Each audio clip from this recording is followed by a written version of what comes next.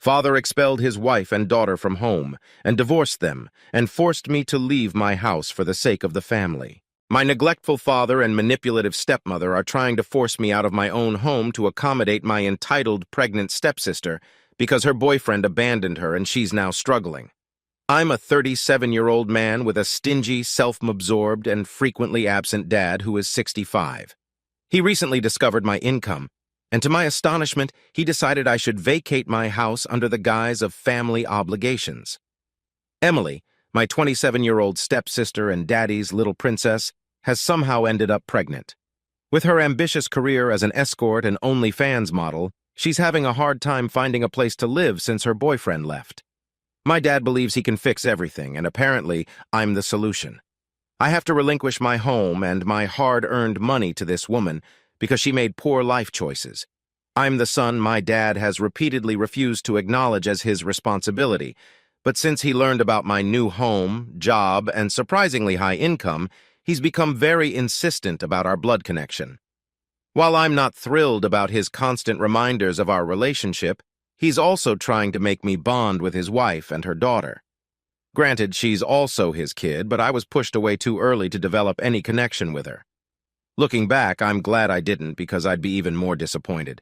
Before you all jump in, I just want to make it clear that I'm here to vent my feelings.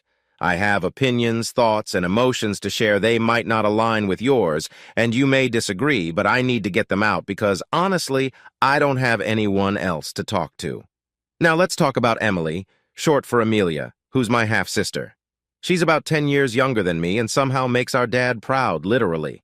Dad's delusional because this woman's doing nothing but working as an escort and running a failed OnlyFans account, yet he calls her his pride. Yeah, you read that correctly. I'm guessing he doesn't know the full story. Who's going to tell him? I'm not particularly conservative, but I try to uphold my morals and focus on my career. I date women when I have time to get to know them better. Sometimes there's chemistry, but other factors like long distance and timing issues come into play. Other times there's just no connection. I avoid random hookups. I prefer to wait for the right person. Having a high body count grosses me out. I don't understand why some men boast about it. It's repulsive. Anyway, that's how I live my life. Unfortunately, my stepsister has a different perspective. She has likely lost track of her sexual partners. Not only is she an escort, which I find revolting, but it's also incredibly dangerous. Some clients do disturbing things to escorts. I can't comprehend why anyone would think it's acceptable to work in such a risky field.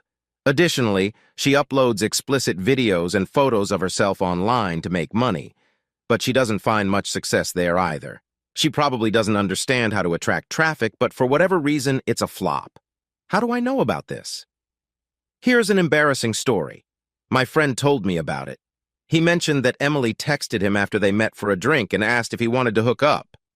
Hearing this, I was already annoyed because the guy had gone out with my sister, but he claimed he didn't know she was my sister at the time. I'm not sure if he's being truthful, but he said she sent him the link to her page and showed it to me. She's always broke and asking our dad for money, so it's clear her ventures aren't working out. Despite all this, my dad and stepmother still expect me to sacrifice my stability for her mistakes. It's infuriating and unjust, and I don't see why I should suffer for her poor decisions. Things weren't going too well for her. I couldn't bring myself to ask her about it directly, and I never told Dad either. Another time I saw her taking a call, and then sitting in a car with an older man. He gave her flowers and they drove off. She would sneak back into the house through the window at odd hours.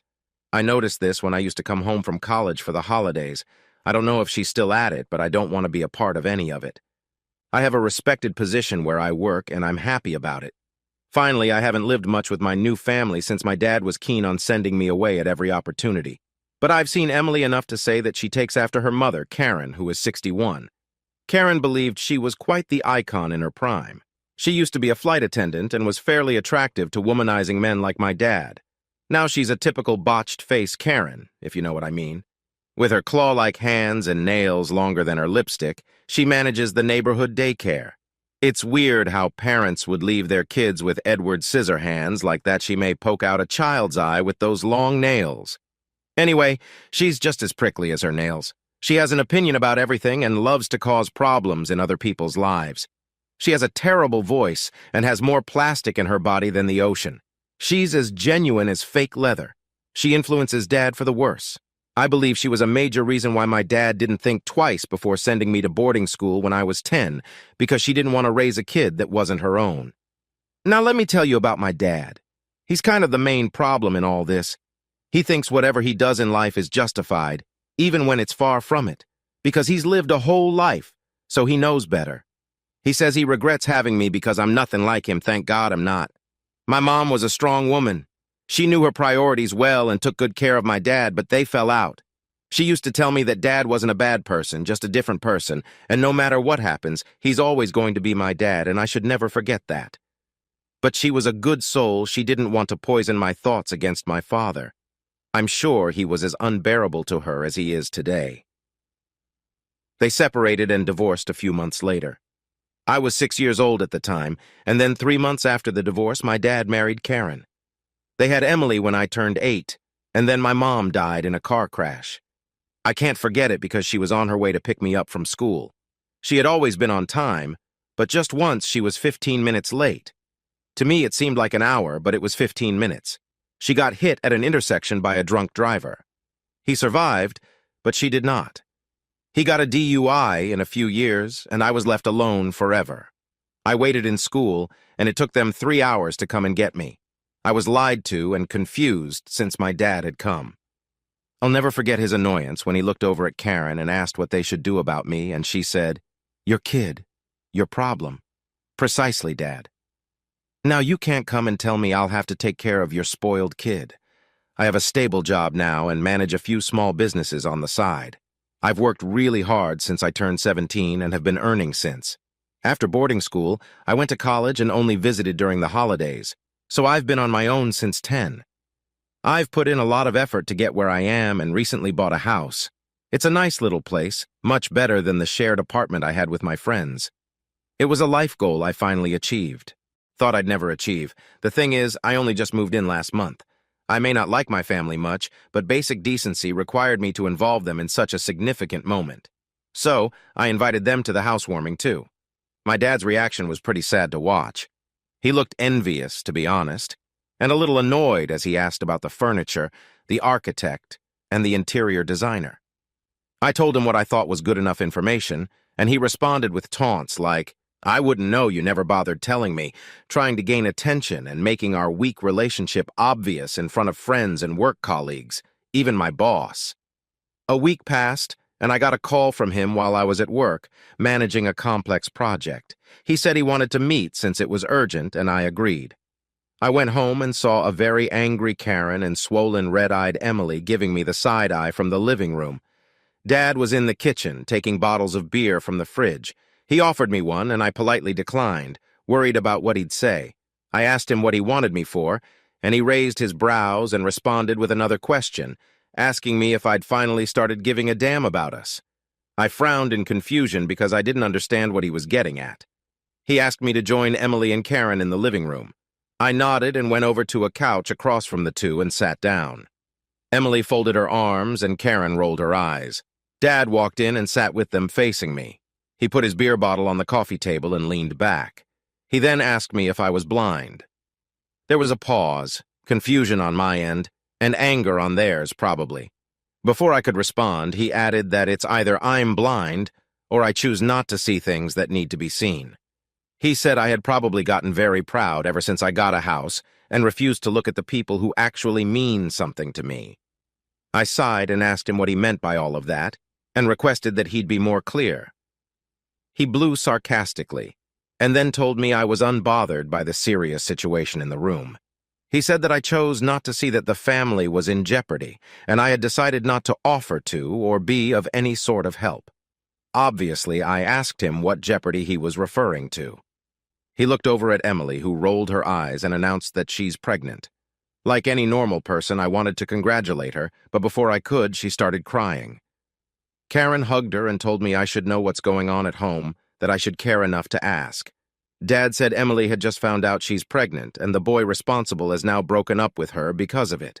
Karen added that Emily has decided to keep the baby, and that is what we should base further decisions on. All I could manage to say was, "Can she afford it?" I got death stares from both Emily and Karen, and honestly, I meant well. It was my concern. In my head, I had already assumed that maybe they wanted me to chip in with money to help her out, and I was genuinely ready to do that. But then Dad stood and walked over to my side and sat down with me. He then said that that was why he called me. He said that he's a good father to his girl, and maybe my mother didn't teach me how to be a good brother, but brothers would give their life away for the comfort of their sisters. I beg your effing pardon? I know my financial input is needed, but I'm not dying for her. I sighed and asked what he wanted me to do about it. He smiled and patted my back and said, "That's my good boy."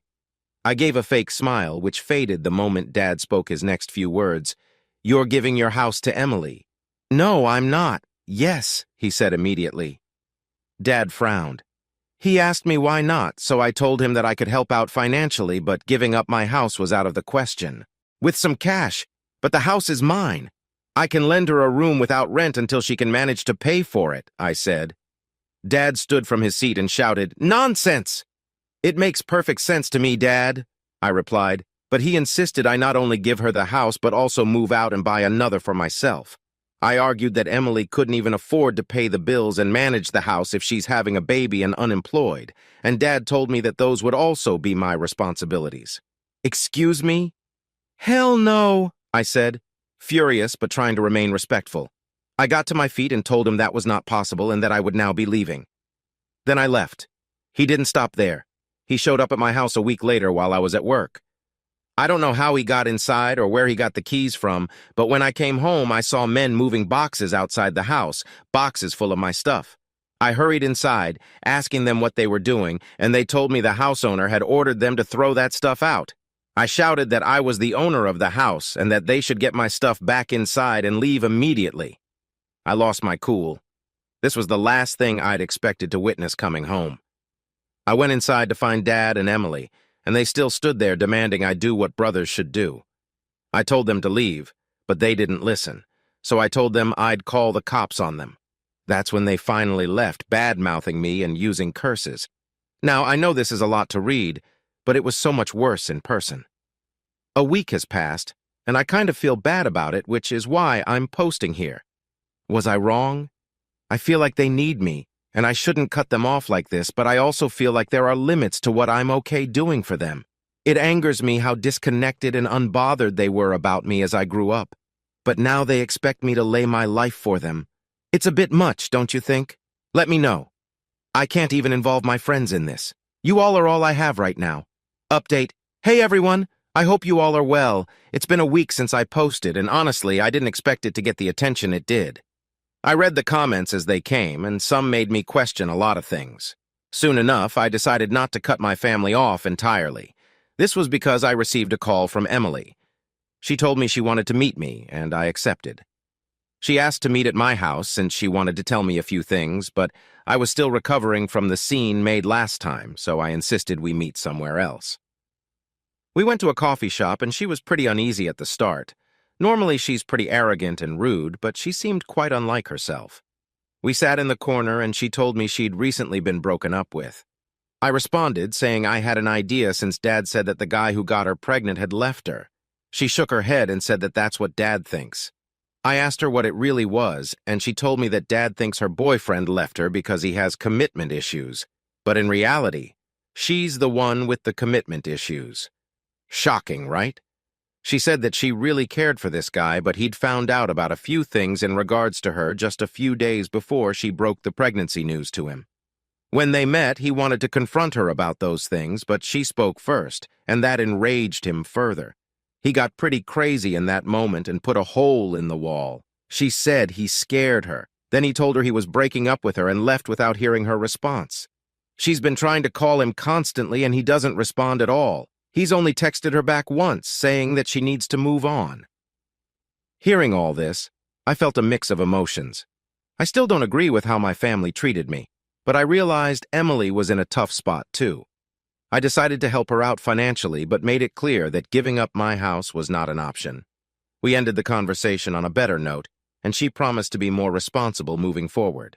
Get rid of the kid first and let him know. Only then will he speak to her at all, but she has to get rid of the kid to get that chance.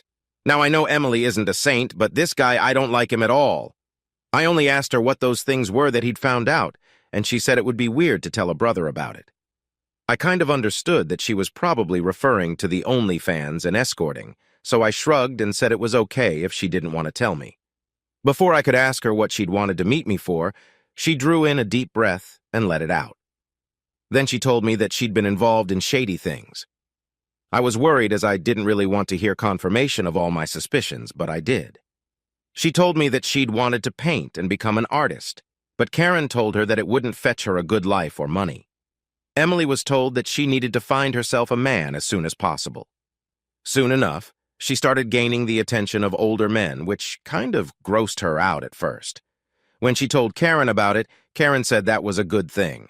It was indeed the older men who knew what to do with the money they had and who were making any money at all. Emily was only 19 at the time, and Karen told her college wouldn't or couldn't fetch her a good, comfortable life.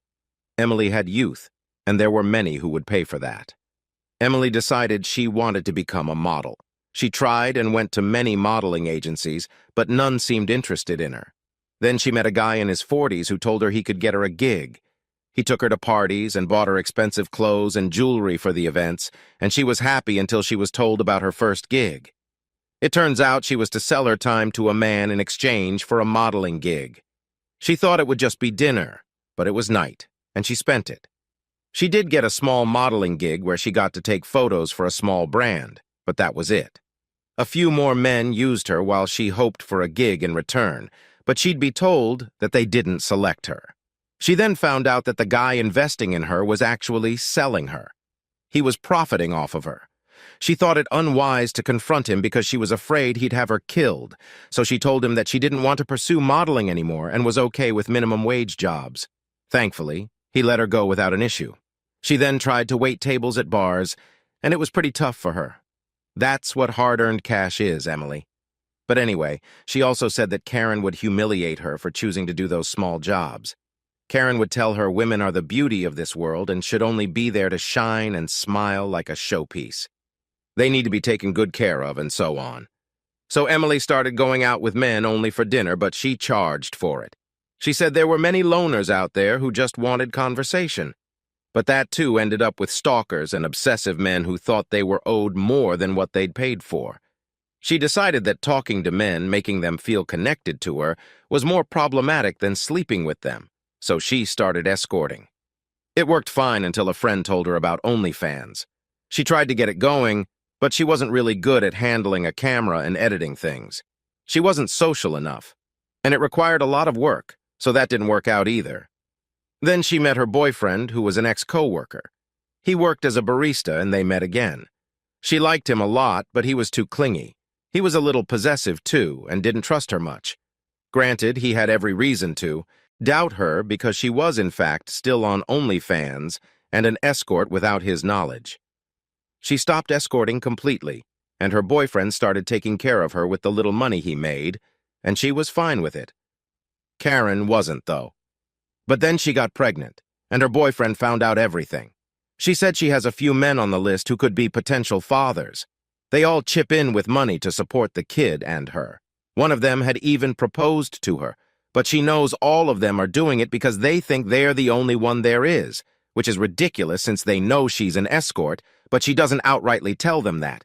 Each one pays her bills and would probably help with the kid. She said she decided to tell me all this because she couldn't tell Dad, and Dad thinks she's only been modeling here and there, making little money, and that she had one guy in her life who left her when he should have stayed. Karen knows most of it and suggests Emily marry the guy who proposed and let him think he's the father. But Emily doesn't know what to tell Dad.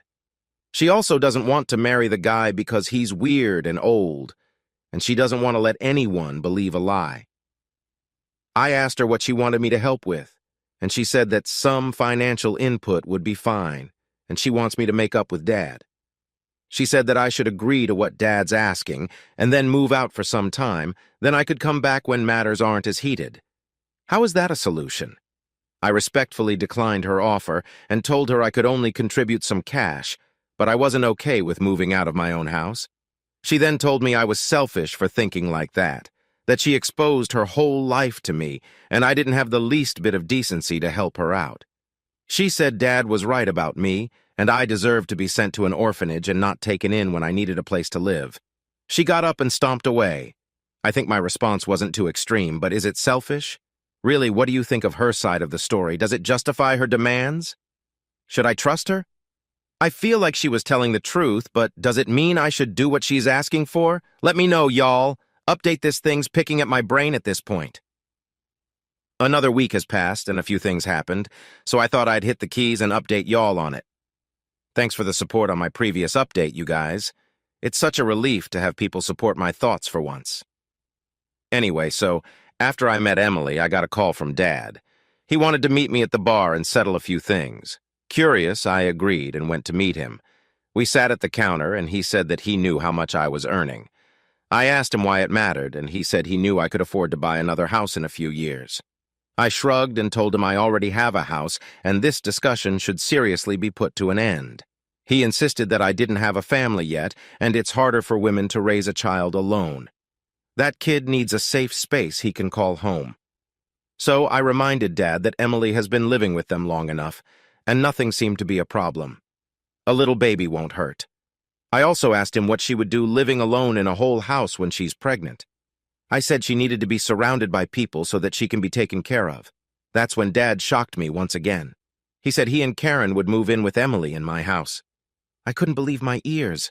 Before I could react to that, the bartender let out a sarcastic chuckle. Dad took offense and asked him what was so funny. To him, Emily, he replied. He said she uses everyone and then throws them away. My dad asked him if he knew who he was talking about, and he nodded, saying he was her boyfriend. My eyes widened, so this was the guy. Dad balled his fists and spoke sternly to the guy, asking him why he thought it was okay to start a family he couldn't support. The guy held his hands up and told Dad that he wasn't responsible for the family in question and that he had no interest in raising a child that was not his own. Dad dared him to explain why he thought that. He smiled and told us that he'd had a vasectomy done 5 years ago because he didn't want any kids, but Emily still got pregnant. Also, he found her driving off with different men after lying to him about where she'd been going. Then he found out she had an OnlyFans account. He said he didn't want to believe any of it. But when Emily finally told him they were having a baby, that was the last straw for him. He couldn't have a kid, so it confirmed everything. He told Emily that she'd been cheating on him all along and he knew, and she spilled the beans. All I could do was watch Dad's face shift from anger to shock to disappointment while my ears were pinned to the guy's voice. He shrugged and told us he owed Emily nothing, rather. She owed him money, time, sincerity, and at the very least, love. He said he didn't know if Dad knew any of this, but he was sure no dad would be proud of a kid like that. Dad tightened his lips, got off the stool without a word, and walked away. Later that evening, he texted me, telling me he had to go pick Karen up from her yoga class. I don't know what went on after that, but I'm sure it was something because the very next day, I found Emily at my door crying. She told me I ruined everything. I pulled her inside to avoid a scene and calmed her down. I told her that I didn't tell Dad anything. It was her boyfriend who happened to be the bartender where Dad and I had gone. She then told me Dad told her to quit everything and stay at home. He said he was disgusted with her and never thought she'd resort to such practices. He told her to mend her ways and find a good man. He also pointed out that her chances to find good men were pretty slim now. I listened to her and hugged her. She said she was sorry for thinking it was me because Dad had just come home from meeting me when he confronted her. I forgave her, and then she went back home. While she was ranting and telling me about how pathetic she felt, she mentioned that Karen was pretty quiet when Dad was talking about good women and their loyalty, like she could say anything. Emily said one of the things she can't speak about. I asked her what she meant by that, and she said that Karen couldn't have an opinion since she is. I could only frown in confusion before Emily continued on with her crying as she narrated what else happened. Yoga, huh? Stuck with me? What do y'all think really happened? Is Emily going to be Dad's pride still? No one's contacted me since then. I'm going to see and let y'all know. I know y'all probably didn't expect me to get back to you so soon, but I couldn't help it. Update just 12 days after my last upload, and I'm here for the ones asking. Emily's ex's name is irrelevant, but we can call him Bob. Here's the new bit. So the day before yesterday, I went to meet Dad. I told him I decided on a few things. I said that I'd wanted to help raise Emily's kid, and I was ready to lend a room to her. I would be okay to pay for the diapers and stuff, but she needs to get a job as soon as she can. Dad told me that then there'd be no one with the baby, so I suggested she try freelancing or working from home. Dad wasn't his usual rude self this time. He took a pause and then sighed. He sat down on the couch and told me he thought I'd hated him. He was right, but I asked him why he thought that. He said it was because Mom hated him too. I quickly told him she never told me that she always said Dad loved me and cared about me. I told him that the only reason I was disappointed at all was how wrong my perception of Dad was. Mom told me all that, and then what I felt from Dad was total neglect and lack of care. He rubbed his eyes and told me he hated himself for a lot of things. He said he liked Mom, but they hadn't known one another long enough to decide if they were actually each other's type. He sighed and said that he got her pregnant and that's why he had to marry her. She was a good wife to him, but he never felt the spark between them. And then he met Karen. When he said that, I could feel my insides tingling. I couldn't move. I didn't know any of this. Dad told me that Karen sparked a flame in him he never knew he had. He was so happy with her, and before he knew it, he caught feelings. Before he could navigate his way through rights and wrongs, he got Karen pregnant too. Then he told Karen it was wrong, but it was too late she was pregnant. He told her to wait because he wanted to tell Mom first, but Karen felt insecure and came to our house. She told Mom everything. Mom confronted Dad, and he accepted it. It was a very ugly episode because Mom was extremely hurt, but even then she was polite and asked Dad for a divorce. My parents divorced because Dad had an affair with my stepmom and got her pregnant. I don't know how worse this man could get. Dad took a pause and looked over at me. He said that he'd spent a nice year with Karen when Mom died and he had to bring me home. Karen hated everything about it. She was again insecure that Dad might prioritize me over their baby somehow because of guilt or whatever, so he sent me away to boarding school 3 years later.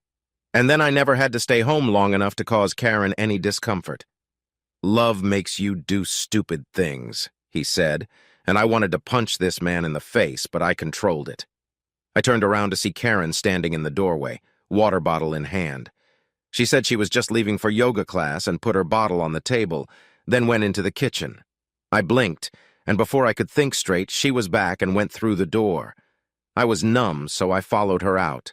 I picked up her water bottle to return it to her. When I got out, she'd already gotten in her car and was driving off. I needed a drive to clear my mind, so I quietly sat in my car and drove, following her. She parked outside a yoga club and got out.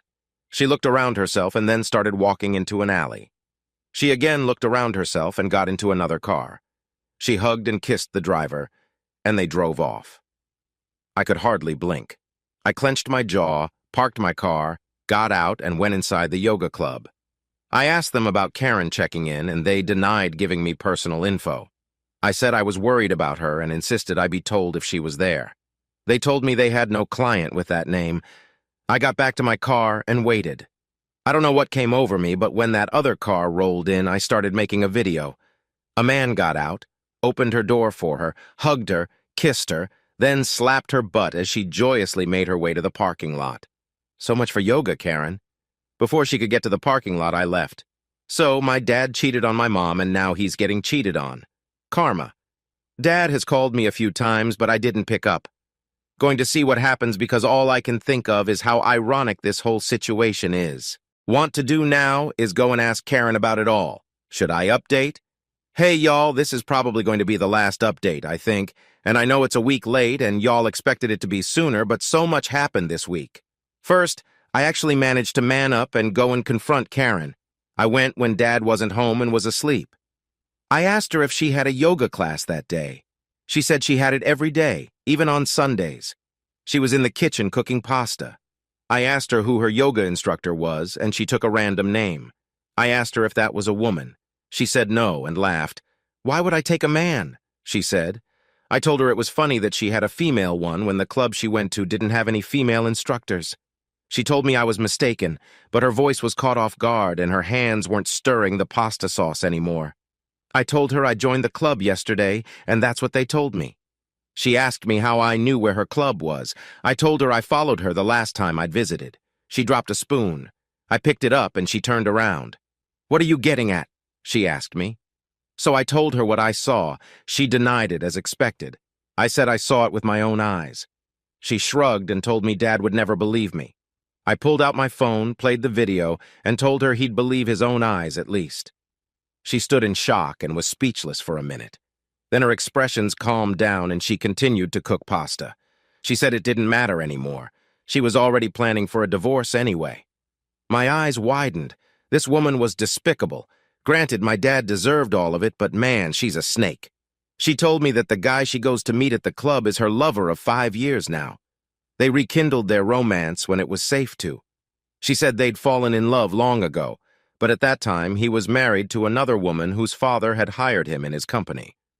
A lot was at stake, but Karen and her lover decided that he'd choose to keep his marriage and settle his finances. Then he'd divorce his wife and get with Karen. But Karen got pregnant, so she was desperate to pin a guy down for support, as women should. That's how she decided to keep Dad. They were seeing each other off and on. But then Karen met her lover and got pregnant. So she chose Dad and told him he had to do something about it. She said he got cold feet, so she had to take it into her own hands, and that's when she spoke to Mom. Now her lover is a widower and owns a company. She's good to go. She said women need to do what they can and turned around with a smile, but her smile froze as she looked over my shoulder. Her smile was gone in the next moment. I turned around to find Dad in the doorway, fists balled and eyes red. He was shaking. Well, then Dad woke Emily up and brought her to the kitchen. He asked her who her father was. She looked over at Karen and shook her head. She told him she didn't care about blood because she always knew him to be her dad. He ran his fingers through his hair and paced the floor. Over the next 2 days, Karen and Emily were told to leave his house. The divorce is in process.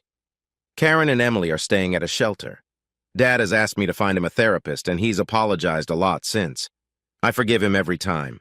As for Karen, her lover didn't take her in. He denies having any contact with her.